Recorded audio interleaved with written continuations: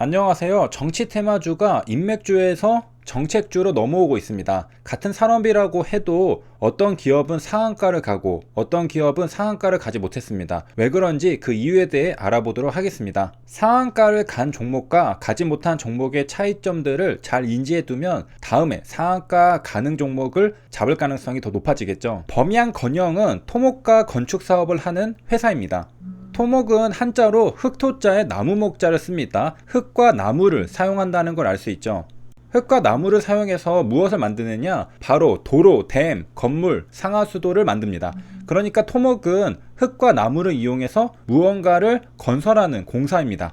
토목 사업은 정부가 주요 발주처입니다. 생각해보면 도로나 상하수도는 인프라 시설입니다. 정부에서 하는 일이죠. 하지만 정부가 직접 만들 수 있는 기술까지 가지고 있는 건 아니겠죠. 민간업체에게 맡기는 겁니다. 정부가 돈을 주고 민간업체가 도로도 만들어주고 상하수도도 만들어주는 겁니다. 국민들의 세금을 걷어서 정부가 도로를 만들면 국민들이 편하게 도로를 이용해서 운송 사업을 할 수도 있고 여행을 갈 수도 있는 겁니다. 그렇기 때문에 토목 사업은 타 산업의 생산 활동을 간접적으로 지원하는 사업입니다. 도로를 만들면 배달 업체들이 수혜를 받겠죠. 토목 사업은 주요 발주처가 정부이기 때문에 정부 정책에 상당한 영향을 받습니다. 정부가 국내 경기 부양 수단으로 토목 사업을 활용할 수도 있습니다. 그래서 경기가 침체할 때 경기 부양책으로 정부 발주가 증가하는 과거 특성이 있었다고 합니다. 그래서 토목 사업은 경기와 반대로 움직이는 특성을 보여왔다고 합니다. 경기가 안 좋아지면 토목 사업은 잘 되는 것이죠.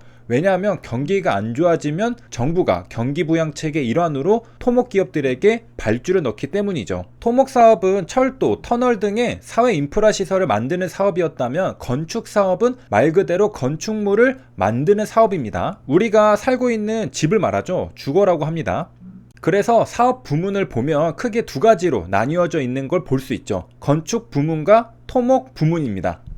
건축은 우리가 살고 있는 주거용 집을 만들거나 회사, 사무실이 있는 회사 업무용 건물, 공장 건물 등등 건물을 만드는 겁니다. 그리고 토목 부문은 인프라 시설이 되는 도로, 하수도 시설을 만듭니다. 범양건영은 매출 비중이 건축이 높을까요? 토목이 높을까요? 건축이 무려 77%에 달합니다. 그리고 일성건설도 건축의 매출 비중이 67%로 토목보다 높습니다. 범양건영과 일성건설의 공통점은 이 부분입니다. 토목보다 건축의 매출 비중이 약 70%대로 많다는 것이죠. 그리고 또 하나의 공통점은 상한가를 간 종목이라는 겁니다. 범양건영은 전날 상한가를 가고 일성건설은 오늘 상한가를 갔습니다. 오늘은 무슨 이벤트가 있었느냐? 바로 이재명 경기도지사가 대선 출마를 선언하는 이벤트가 있었습니다. 대선 공식 출마 선언 사실은 전날에 이미 알려져 있었는데요. 어떤 발언을 할지 기대감이 있었겠죠. 그 기대감으로 전날에 범양건영이 먼저 상한가를 가고요. 그리고 아침에 영상이 올라왔는데 부동산 문제를 언급했습니다. 그대로 읽어보면요. 실거주 주택은 더 보호하되 투기형 주택의 세금과 금융 제한을 강화하고 적정한 분양주택 공급 그리고 충분한 기본주택 공급으로 더는 집 문제로 고통받지 않게 하겠다고 말했습니다. 그러니까 주택 공급이라는 단어가 여러 번 등장하죠. 바로 이러한 발언들이 어제 범양건영을 상따한 투자자들이 기다리던 멘트들이고 그리고 오늘 아침에 일성건설을 매수하기로 결정한 투자자들이 매수를 결심하게 된 멘트라고 볼 수 있겠습니다. 그러니까 범양건영과 일성건설은 모두 주택정책 관련주인 겁니다. 건축과 토목 사업을 하는 기업들이죠. 그리고 매출 비중이 토목보다 건축이 약 70%에 달합니다. 주택이 건축 사업에 해당하죠. 그렇다면 아침에 갈 뻔했는데 상한가를 못 간 기업도 있을 겁니다. 대림 비엔코인데요. 이 기업과도 비교해서 차이점이 무엇인지 알아야 확실하게 공부를 했다고 말할 수 있을 겁니다. 이전에는 없던 대량 거래가 터졌습니다. 약 500만 주 가까이 거래량이 터졌으니까 평소와 다르게 이례적인 거래량입니다. 하지만 주가는 버티지 못하고 밀려서 종가 9%에 마감했습니다. 장중에는 장대 양봉 상태로 전고점을 깔끔하게 돌파한 모습이었을 겁니다. 오늘 상한가 갈 수 있나? 라는 생각이 들게 만드는 차트였겠죠. 분봉을 봐도 아침부터 급하게 급등하는 모습을 보여줬습니다. 이렇게 급하게 올라서 상한가를 잠궈버리는 종목들을 많이 보신 적이 있을 겁니다. 대림비엔코는 오전 차트에 한해서는 상한가 갈 것만 같은 차트를 보여줬습니다.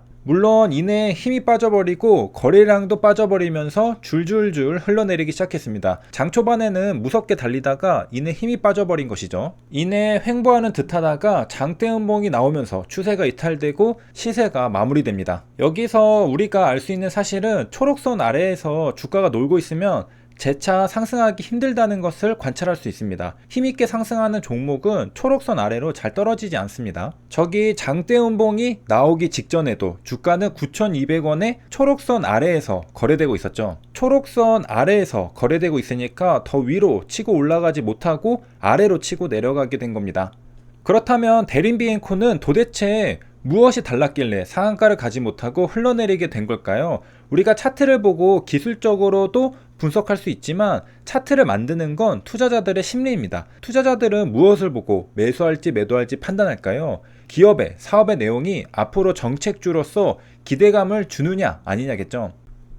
대림비엔코는 사업의 내용 첫 문장에 욕실 제품이라는 단어가 등장합니다. 건축이나 토목이 먼저 등장하지 않죠. 돈을 버는 데는 어떤 사업을 해도 상관은 없겠으나 주택 정책주로 상한가를 가기에는 욕실 제품 사업은 다소 모양새가 예쁘진 않습니다. 물론 다른 종목들이 없다면 힘을 받을 수는 있겠으나 어제 오늘은 다른 건축 기업들이 상한가로 갈 만한 종목들이 있었습니다. 좀 더 읽어보면 욕실 관련 건축자재 사업이라고 해서 건축과 관련은 있지만 우리가 흔히 말하는 진짜 건축 사업과는 다소 거리감이 느껴지긴 합니다. 주요 제품을 보면 더 명확하게 알 수 있는데요. 건축과 토목으로 나누는 게 아니라 욕실과 관련하여 구분해 놓은 걸 알 수 있습니다.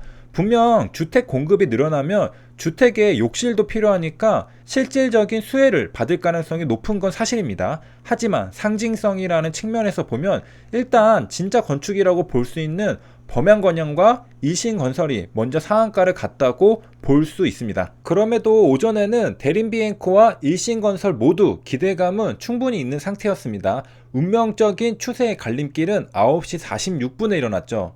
먼저 대림비엔코가 더 이상 시세를 지켜주지 못하고 장대 음봉으로 추세를 이탈하면서 지지를 선언합니다. 일성건설은 그걸 지켜보고 있었죠. 대림비엔코가 탈락하는 걸 보니까 이제 남은 건 누구누구 있지? 일성건설이 남아있구나. 오늘 대장은 얜가보다 하면서 매수가 들어옵니다. 기가 막히게 1분 뒤 9시 47분에 곧장 일성건설에 매수세가 들어옵니다. 그리고 쉬지 않고 계속 매수세가 들어오면서 양봉을 뽑아내고 상한가에 도달합니다. 그러니까 당일 상한가를 갈 만한 후보군들이 있었는데요. 그중 하나였던 대림비엔코가 탈락하면서 일성건설의 상한가 가능성이 더욱 높아지게 되었고 실제로도 실현된 겁니다. 누군가는 오늘 이재명 정책주로 상한가를 가야 하는데 얘 탈락하고 쟤 탈락하고 남은 건 일성건설이구나 하면서 매수세가 한 곳에 쏠린 것이죠. 물론 후보는 하나 더 있었습니다. 어제 상한가 갔던 범양건영도 있었는데요. 9시 25분에 지지선을 깨고 내려가면서 단기적으로는 일찍 후보군에서 탈락해버렸습니다. 그리고 전날 상한가를 갔기 때문에 이 현상은 부담감도 있었을 테고요. 세 줄 요약입니다. 토목사업은 도로, 철도, 상하수도, 댐을 만듭니다. 건축사업은 주거용, 업무용 건물을 만듭니다. 전날 범양건영 상한가, 오늘 일성건설 상한가를 갔습니다. 여기까지 시청해주셔서 감사합니다.